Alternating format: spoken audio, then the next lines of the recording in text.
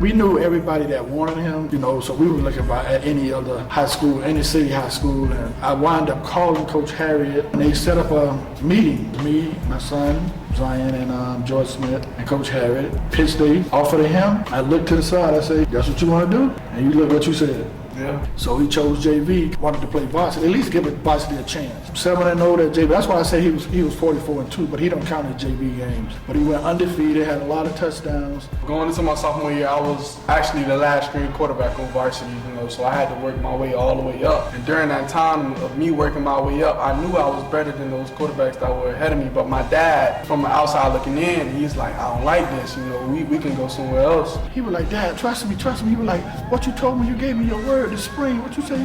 I said, you know what? You're right, I gave you my word. I just kept telling him, trust me, I'm better than these guys. Okay, cool. I'm gonna just be quiet about it. I'm not gonna say anything no more about it, but okay. Sooner or later, I was named the starting quarterback, and the rest is history. But then in the spring game, he went third screen. Yeah. And I'm sitting in the stand, man, his mom, we like, no,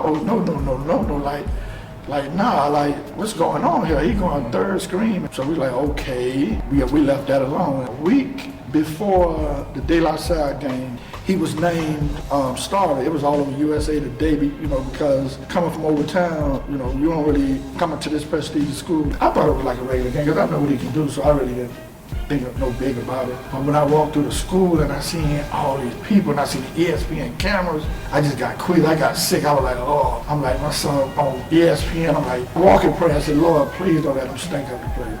Because I'm looking at everything and I'm looking at all these people and how that stadium was. They was like right on him, like right over him. The opening kickoff, them people went 99 yards. First play. And I'm like, Lord, he behind the 8 ball already. Zion went down there, bop, scored his first touchdown. And I seen he jumped up, fist pump. I said, oh, he ready, he good. I ain't worried about nothing. I said, because he's having fun. And when he having fun, that's when he play at his best. We seen him at his lowest where he just thought his whole football was over, like everything. Every day I stayed on him.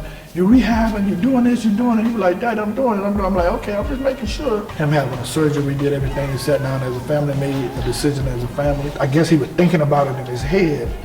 Then he looked up at me and like, Daddy, they said, just pray about it and tell your mom. He been fighting through adversity, he proved a lot of people wrong. He betted on himself at every level. His story, man, you can literally write a book about it. Because he persevered through a lot. Because they didn't think nobody from over town was going to be able to come to St. Thomas and win 3 state championships, 1 national championship. Like Zion said, they need to put his picture up on the wall. Like inner city kid, come in and put a school like this on his back and do what he did. That's next to amazing, man.